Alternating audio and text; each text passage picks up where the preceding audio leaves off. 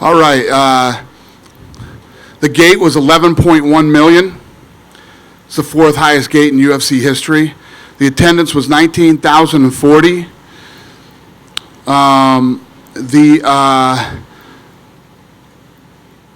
The bonuses went to Dober, Diego, Kelleher, Olenek, and McGregor. I gave out 5 tonight. I'm feeling very generous tonight.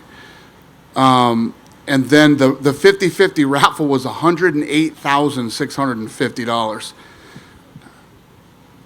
Who's got the first question? Dana, I want to ask you just quickly on medical updates. Macy Barber was obviously clearly hurt. Do you have any initial updates on her? She was transported, but I don't know what's going on. Elliott was transported with a head and face CT, and obviously Cerrone. With Macy, I want to ask you real quick. Do you know if there was any pre-existing condition, or what did you make of the doctor coming in? We don't often see a knee check in the middle of a fight like that. So weird. I know. I don't know, man. That was weird. Where's Hunter at? Did you ever find out what that was about? You want to check her knee? All right. Fair enough. Just quickly on Cowboy's condition, precautionary, or does it look like he has a broken orbital, or do we know? I thought he had a broken nose, but I don't know. What do I know? Fair enough. Let's get to the main event. Conor McGregor, obviously an incredible victory for him tonight. What were your thoughts on his performance? I was blown away. He looked unbelievable. You won't hear another peep out of me about fighting at 170. So, I know that there's always critics and there's always somebody who has an opinion. People are going to say that Cowboy was shot, which is total bullshit. And Conor McGregor came out. He looked fast. He hit hard. He had a game plan. And he finished a real tough kid who came to win. Obviously, Conor McGregor is great for UFC business, but I wonder, Manny Pacquiao's team has already sent out a poster of him. Floyd Mayweather has just now sent out a poster of, the rematch. And, is this going to be good for you, or is this bad for you now that Conor's going to be so much in demand again that now you got to go through all these options and figure out what works? Was Conor out of demand? No. Yeah. These are great problems to have. I'll deal with them. Nice. I know you don't typically release numbers, but can you give us an idea of, how this pay-per-view is looking? Killed it. Like the number that we did on a fucking streaming service is unbelievable. Yeah. Let me tell you what, and I got to say this publicly too, because the job that ESPN did promoting this fight, I have never seen anything like it. You guys have been in the fight business for a long time. I haven't seen anything like this in my life. You couldn't turn on an ESPN channel without knowing the fight was on. One of my friends was showing me today, and I don't know this shit, but there's on your phone, there's like malls that you can go to, right? Like a mall. You can go shopping and buy stuff from all these different stores. To get into the store to buy, you had to get through the Conor McGregor Cowboy fight first and select to buy it or don't buy it or whatever. So I just have to say, the job that they did promoting this fight is second to none. It was amazing. So coming into this fight, you teased that, hey, if Conor wins, you really like the idea of a lightweight title rematch. But this week, there's been a lot of fan demand, it seems like, for him versus Masvidal. And now that you're saying, hey, you like him at 170 pounds, what do you think makes more sense, a lightweight title fight or maybe this fight with Masvidal? Yeah, listen, every time there's somebody out there fun, there's always somebody fun that can match up with Conor, and everybody wants to fight Conor. Everybody's wanted to fight Conor for the last however many years. When you look at what makes sense, right, we're at a place right now where Conor was saying, going into the Khabib fight, he had lots of personal stuff, some stuff self-inflicted. He had injuries. He had all these things going on. And he has been obsessed with getting that rematch because he knows that he wasn't, 100% right. And when you look at this for Khabib is 28-0. He's undefeated, right? And you start talking about this kid's legacy. First of all, to go 28-0 in this sport is, I don't care who you fought. It's tough to do. Right? Well, this guy's a world champion. And, after tonight and with how Khabib won the first time and how famous Khabib has become since that first fight, we're looking at like, you know, Hagler Hearns. We're looking at like, you know, Ali Foreman, Ali Frazier. This is a massive fight with global appeal. It's the fight that you make. It's the fight that makes sense. It's for the 155-pound title. If Conor and Masvidal fight, neither one of them even have a title. Although Conor does want his BMF title, but he doesn't have a world championship. So Khabib's the fight to make. It's huge for Khabib's legacy too. I mean, if he beat Conor McGregor, then he beats Tony Ferguson, then he beats Conor McGregor again, and I mean, this is how this kid, when he retires, he's 30-something and 0, and he's beat all the best. Crazy. Last thing for me, Dana, Cowboy. Want to get your thoughts on him. I mean, obviously a future UFC Hall of Famer, an all-time great. You said it. People are going to criticize, say shot, that sort of thing. What do you see for Cowboy moving forward? I mean, would you recommend he only fights at 155? Do you want him to take time off? What would you do? He fought a 55-pounder tonight. You know what I mean? It's just like, people are going to do it. It's just you can't stop it. This is what people do. Media, fans, whatever. Conor McGregor looked ridiculous tonight. Nobody saw that coming. Nobody. And the way that he went in there, the way that he did it, he looked fast, he looked sharp, he looked strong, and it was all about Conor. Had nothing to do with Cowboy being shot or anything like that. Kev? Hey, Dana. You know, everybody talks about Conor's physical skills, but do you think what separates him maybe from a lot of guys is his mental ability? And it seems like, you know, he's a good game planner, and he just has that ability to put everything else out of the way and kind of focus on a fight, and it might be the thing that separates him from a lot of guys. That kid has an incredible fight IQ, and he has the speed, the power, and the ability to back it up and implement. And during your career, you know, you've seen a lot of guys that, you know, they were tough guys and they lose fights and they don't come back the way, you know, he came back tonight. I mean, a lot of times guys, you know, kind of, they lose it and they're not the same confidence-wise. Is that another thing that you notice in him that makes him different? Well, the other thing that makes it different is, more importantly than you lose one and you come back, is the time off. Time off is usually never very good for fighters. You stay active, you stay in better shape, your timing is better, all that stuff. And many of you know throughout the years with me talking, I'm a big believer in ring rust. I believe in ring rust. It's real. I've seen it. I've seen it happen. I've seen it play out. We didn't see it tonight. And last thing for me then, you know, I told you I thought a Khabib fight would do $3 million with Conor, right? So I'm in agreement with you, but I'll bet it does more. Okay. Listen, when you said that, I was with you. I'm telling you right now, Khabib versus Conor is the biggest fight in the company's and the sports history, but I think it might rival Conor and Floyd. Interesting. So I just throw this out. I mean, he said he would fight in March. If that was there, you got 40 seconds. Here's your problem that you have if you wait for Khabib, don't you? Khabib's no guarantee to win, number one. Right. And then number two, if Conor fights in March, now you have him sort of on the same path, and then as soon as he wins, he's ready to fight the winner, as opposed to if, let's say, Khabib loses, now you don't know you have a rematch or what you do. Doesn't it make sense to bring him back and maybe put that Masvidal fight on underneath Adesanya, and you have or in front of Adesanya, but you have him fight again, gives you another big fight at the start of the year, and keeps him active. As he only fought 40 seconds, as good as he looked. Yeah. Yeah, I mean, there's a lot of different things that make sense that you could do. I gotta see what he wants to do. You know what I mean? I know he wants this fight, and I think he's willing to wait to get it. So we'll see. Listen, do I want Conor to fight 3 more times this year? Sure. You know, do I want to see Masvidal Conor? Sure. But you got to do what makes sense too. And I just really think the Khabib Conor fight is big for both of their legacies and obviously for the sport.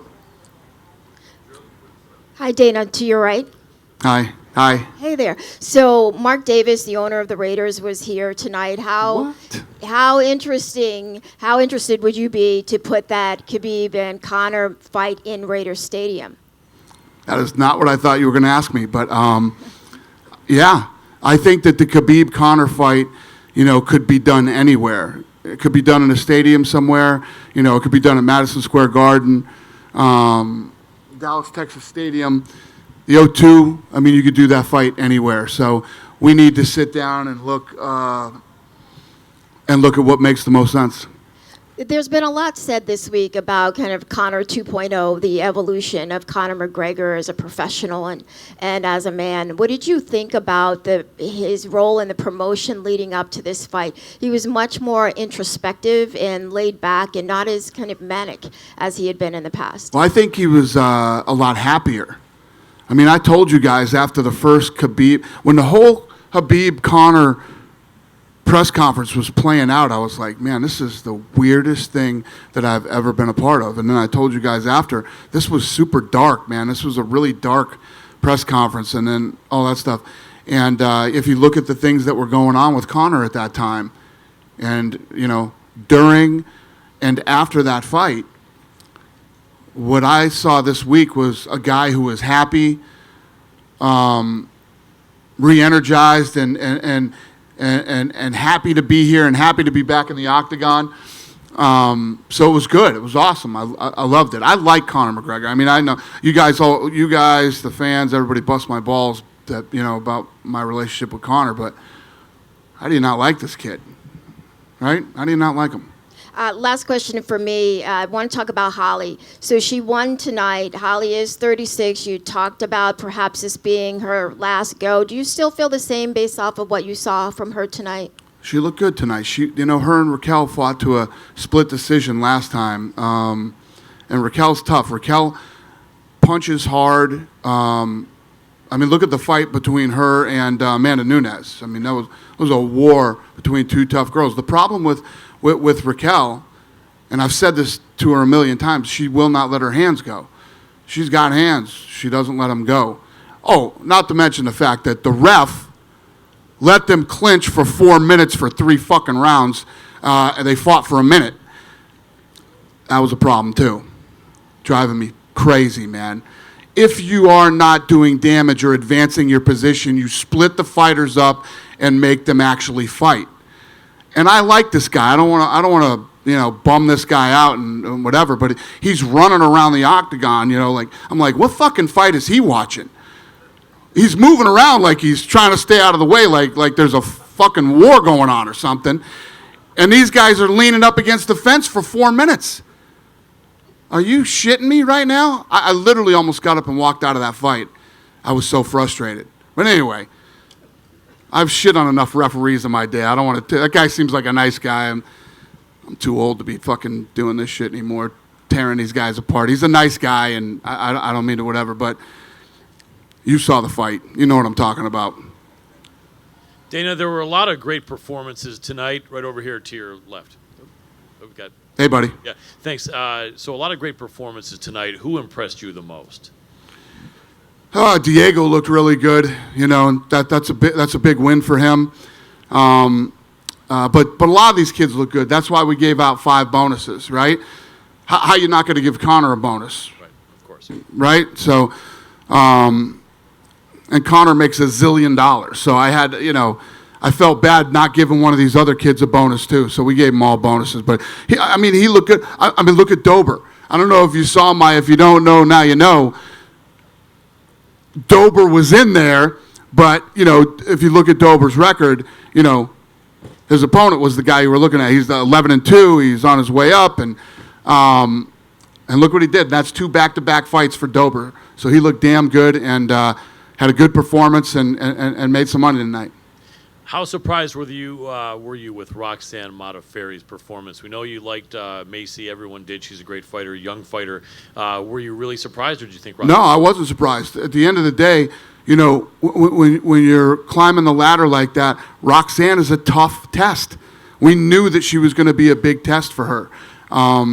And if her knee didn't pop out, maybe it would have been a different fight. Because one of the things about Macy that I love, and I can't remember who she was fighting, but you guys might remember. She got her ass whooped the first round, went back to the corner, readjusted, and came out and finished her in the second round. So who knows how the fight would have gone if her knee didn't pop out, but these things happen. She's young, she's talented, she's tough, and she'll be back.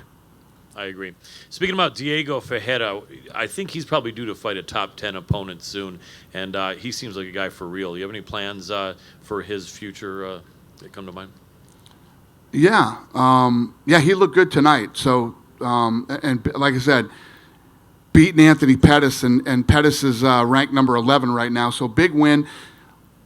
What you don't want to do when you're that kind of guy is bust too far into the top 10.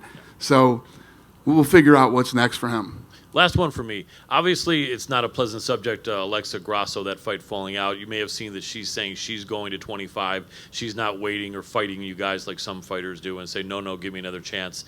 She's herself said she's going to 25. Are you going to give her a chance there? How do you feel when someone misses like that, but they take it upon themselves to say, I will go up to the next weight division? Listen, man, I said it the other day, too. We get pissed off when people don't act like professionals and make weight and everything else. Alexa Grasso is one of the sweetest human beings on this planet, and she's a professional, and something must have gone wrong in her camp. I think that if you look at her, she's gained a lot of muscle over the last year, and I'm wondering if that had something to do with her not making weight, but I actually feel bad for her. She's a great kid, and I look forward to seeing her at 25. And for Claudia, I'm sure you're going to want to give her a quick turnaround. No, I don't. She wants it. I don't want her to have to cut that weight again. She made weight, and she's a savage. She's terrorized. She wants to fight again and all this other stuff. I'm going to talk to some people and see how long we should wait for her to be able to cut weight again. There's no hurry. There's no hurry. Awesome. We're going to do whatever's safe. Appreciate it, Dana. Yep. Yes. What did you make of the stoppage in the main event? Because there was some consensus online that perhaps Cerrone took a few more shots than were needed. I thought you were going to say something else. I was going to be like, what? Yeah, that happened. What was the other fight that happened in? Nasrat Takbaras, Drew Dober. Huh? Yeah, the Dober fight. Yeah. He got hit with like 12 unanswered shots. Yeah, the reffing wasn't 100% tonight. I mean, that's a fact. Okay. I don't know if the Cerrone stoppage was horrible, though. I don't know if I would say that. Well, what would you say about it? At the end of the day, the reality is we're not in there. We're not the refs, and I wish it could be perfect. It's never going to be perfect. It's not perfect in football, basketball, or any other sport, and it's never going to be perfect here. And I think that it's probably one of the toughest jobs in all of sports because everybody's an expert and everybody's a critic and everybody wants to rip you apart after they don't like the way you did it. But as long as nobody gets hurt, it's. I thought the Cerrone stoppage. Never once did I look at the fight and go, they should have stopped that sooner, like I did for the other fight, the Dober fight. And then, so you're saying that the Khabib-Conor fight, should be next, but that seems to be completely based on the fact that Khabib wins the fight with Tony. If Ferguson wins, I said that. Well, what's the plan then? If Ferguson should pull off the upset, Conor wants that belt back. He's going to fight whoever wins. So it's regardless of. Yeah. Okay.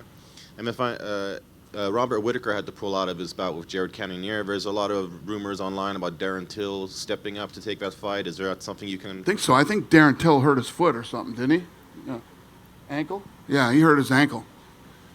Is there any contingency plan for that fight right now? Because Cannonier, we're working on it. Yep, we're working on it. Okay. We just had a really big fight tonight. It just ended.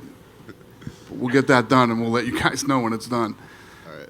And the final one for me. In New York, I asked you about Alexander Gustafsson. You said that you've been in talks, that he is coming back. When we've talked to him, it's kind of like he doesn't want to say too much. So can you give us an update? He doesn't want to say too much? Yeah, he's kind of like, I don't know. We'll see what happens. But yeah, that sounds like Gustafsson. But can you give us an update? I mean, have you spoken to him about a potential timeline for a comeback? No, but he wants to come back. Okay, thank you. Yep. Dana down here. Hey, bud. A minute ago, you were talking about some of the cities that a potential rematch between Conor and Khabib could happen in, right? Conor wants it to happen in Moscow. Is that even possible? Nope. It ain't happening in Moscow. Why not? Why? Why do you think it's not going to happen in Moscow? Pay-per-view, maybe? But I don't There's know. many, many reasons why it wouldn't happen in Moscow. When I just rattled off the places we could do it, those are the places that make sense. You're either going to do it in the UK, New York City, Dallas, Texas Stadium, the stadium here, T-Mobile. Those are all the places that make sense. Realistically, Vegas is always the place that makes the most sense when you have a massive fight. Unfortunately, Khabib is not a big Vegas fan after what happened to him last time. So, I don't know. I think we've seen a very different side to Conor this week. Have you seen that, I guess, before in the lead up to this fight? Because we haven't really seen him for 15 months, and he's come back a very different person. But did you see that before he came back this week? Yeah, Conor and I have had a lot of good conversations, and but you never know what's going to happen when Conor shows up and is getting ready for a fight. But he always had told me that he respected Cowboy. He likes Cowboy. Thinks Cowboy's a family man and a good guy and has always fought all the best in the world, and things like that. So I knew he liked Cowboy and respected him. Obviously, in the run up to the last Khabib Conor fight, things got pretty dark, and as well as after the fight. Would you want the tone, I guess, to tone it down a little bit in the build up? I would really like that. Yeah. How do you do that? I have no idea. I think that the hard part is when you have two guys who truly hate each other, and these guys hate each other.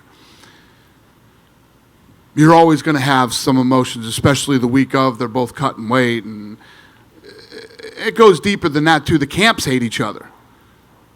All the camps hate each other. There's a lot of bad blood there. So, as an organization, we have to do our job to make sure that none of that stuff happens, man. And then obviously, I know you've seen Floyd's Instagram post about doing Mayweather McGregor too. Yeah. Brett, Floyd and I have been talking tonight, too. what have you guys been talking about? What do you think we've been talking about? Listen, we're doing something with Floyd. We're doing something with Floyd, and I don't know. It's like it's tonight's the night of the fight. You got the Khabib fight coming. There's so much going on. But Floyd is in our plans, and we are in Floyd's plans this year, and we'll end up doing something. Dana, right here in front of you. Do you worry at all about Khabib maybe being a little difficult in trying to fight Conor again? He's mentioned multiple times he wants him to win 9-10 fights in a row. You talk to people around him, it doesn't seem like financial security is a huge issue for him. So Let me tell you what, everybody talks about how rich Conor is. Khabib is rich.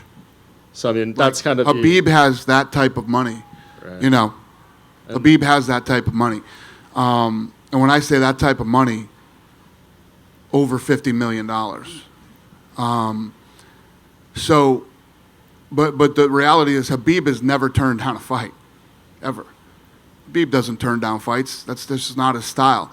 He hates Conor McGregor, and Conor McGregor hates him.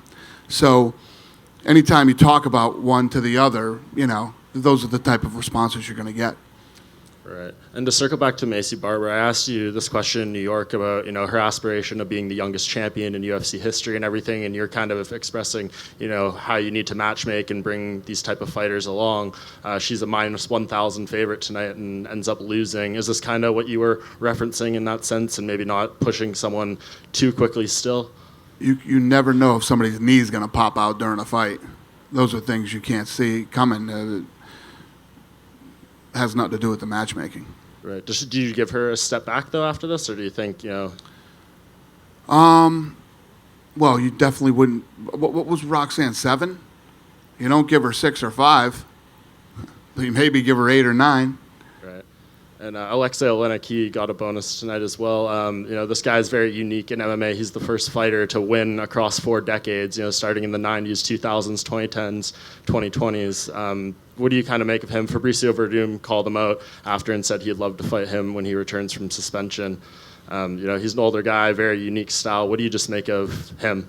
Yeah, no, he's an incredible athlete, man. To do what he's done and still be doing it is very impressive. There's a lot of guys that did that, but they're not doing very well. Still hanging out and fighting, and or they're fighting bums, right? To be here doing what he's doing in this organization is tough to do. Dana, just over here in the front, I'm just wondering, what's going on with, what would your plans be for Justin Gaethje? Obviously, he's right up there in the division as well, and if Conor has the next title shot, does that mean he'll be fighting again in the interim? You know what? It's a great question. That's a great question, because there's been all this, what about Justin Gaethje stuff? The reality is, me and Justin Gaethje need to sit down and talk face-to-face and have a meeting. So I'll probably do that in the next few weeks and sit down with him. I like Gaethje. Gaethje's a great kid, and he's a super talented guy, and he and I need to get on the same page. Because I know Conor wants to be, and I'm not sure what the status is now, but he wants to be like a backup in case something happens with this Khabib-Tony Ferguson fight in April. I just want to be a backup. He's saying that fight's not going to happen. He has predicted that fight will not happen, and he will slide in and cut weight and do the fight. Do you take that on board? Is that something you would consider, or? Yeah. I ain't saying no to that one. Because I was going to say Gaethje, I suppose he'd be in a position as well where he would love to be in a backup spot to that fight falling out too. Yeah. So there could be a couple of guys there. I'm just wondering, you've spoken about how big this Khabib-Conor fight rematch would be. How big do you think a Tony Ferguson-Conor McGregor fight could be? I mean, yeah, big. Conor McGregor and this guy right here with the camera is a huge fight. Hey, Dan, it's Dan Duncher, right? So if you want Khabib versus Conor, and then would that leave Usman versus Masvidal? Is that what would you like in a perfect world? Guys, me, you, and everybody else knows that's the fight to make. That's the fight. The fight is Masvidal and Usman. Speaking of Usman, did you catch that his Twitter got hacked tonight? Yeah. Do you know what happened there? Crazy. I mean, she brought it to me and told me, what do you think the first thing I did was when I read that? And she told me his thing got hacked. The first thing I'd think about this. Think about, did you see the tweets that were going out? Yeah. Right? What do you think the first thing I did was? What did he say? That's probably what I should have done. I called Conor. I said, he got hacked. So don't say anything, don't do anything. Usman and Ali are sitting right in front of where Conor comes out and does the thing. Yeah, so the first thing I did was tell Conor that. And he didn't believe it. He doesn't believe he got hacked. But we had no problem, so. Ali said that the UFC was looking into that. Do you know what the outcome was? Okay. They put his bank account out there and his PIN code and crazy shit. Yeah, that's crazy, man. Horrible. And then, have you thought at all about what's next for Cowboy? He's lost 3 in a row now, but obviously all against the very best in that division. Yeah, he lost to number 1, number 3, and number 4. So, I don't know. I'll talk to him and see what he wants to do. But we all know the answer to that question. He's like the lighter version of Chuck Liddell. It's like this is what the kid does. It's what he loves to do. It's who he is.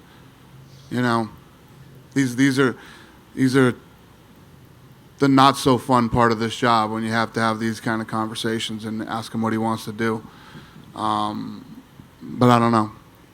Will you ask him to take like a break or maybe Yeah, I'd like fight to see guys him who are not ranked as high? Maybe? No, that's not what we do here. We don't do that here. So, when the rankings come out on Tuesday, we'll see where he ranks, and that will determine what fights he would fight next. But if you feel like you should fight guys that aren't ranked in the UFC, you probably shouldn't be fighting in the UFC. You should be fighting somewhere else, because there's plenty of places you can go where you can actually make a lot of money. You know? Last thing for me, Nate Diaz has tweeted a bunch of things tonight, a bunch of different things tonight. Have you spoken at all with him? Has Hunter spoken at all with his people over the last few weeks? No. In a perfect world, do you see him fitting into any of these plans coming up this year? I don't know. I don't know. Not off the top of my head, no. I don't know what Nate wants to do next.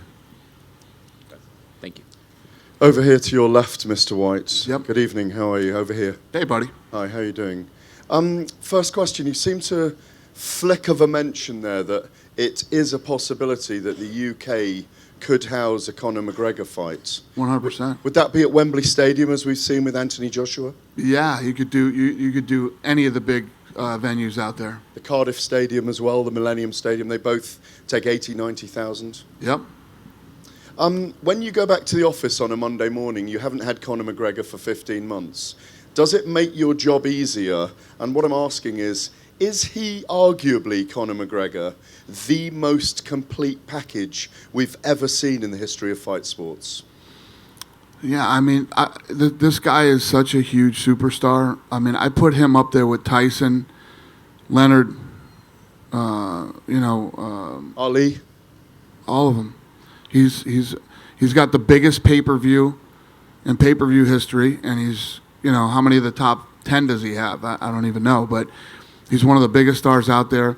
A lot of times coming up in his career, he's been doubted for his talent, and, he proves everybody wrong every time. And, the kid is just such a massive superstar. So does it make my job easier? Yeah, one day out of 365 it does, yeah. Obviously promoting a Conor McGregor fight is fun. It's whatever, but I wouldn't say it makes my overall job easier now. Is it fair to say that he's worth probably more than $2 billion to the company if you can keep him fighting for the next couple of years? $2 billion? Yes. Sounds like a good number. I'll take that. I don't know what he's worth to the company, but it's big. Let me put it to you this way. I just thanked ESPN for the promotion that they did, right? You couldn't go anywhere without seeing this fight and knowing that this fight was on. If you had to pay for what ESPN did for the promotion of this fight, what's that number? It's a massive number, right? Then, all the people that come out and watch the fight, this is one of these fights that people who normally don't buy, right? So the number is always massive. Then Conor comes out and does what he did tonight. You can't put a number on that. It's massive, and it's global. The whole world is watching tonight. But when you say you can't put a number on, can we say $2 billion? No, I just said you can't put a number on it. You can't put. It might be more than $2 billion. Who knows what the number is? It's massive. Thank you. That was weird. Just said it might be more. You guys good?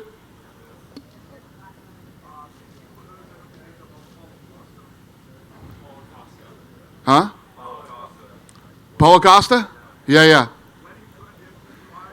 Yeah. So May, June. Yeah, all right. So May, June, he's supposed to be ready, right? That's if nothing goes wrong during the recovery and whatever. Israel Adesanya wants to fight Yoel Romero, okay?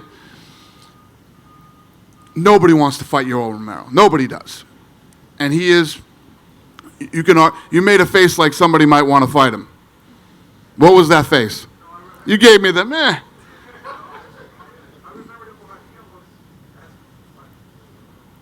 You know somebody that wants to fight? Yeah, exactly. Nobody wants to fight him. Believe me, we make the phone calls. Nobody wants to fight Yoel Romero. Israel wants to fight him. Israel has the title. Israel feels that his legacy will not be complete if he doesn't beat Yoel Romero.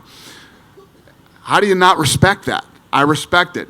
And people will want to see it. And I promise you it will be a great fight. So we're going to do it. And then we'll do the Costa fight after. And it gives, and what it does is, it doesn't rush Costa.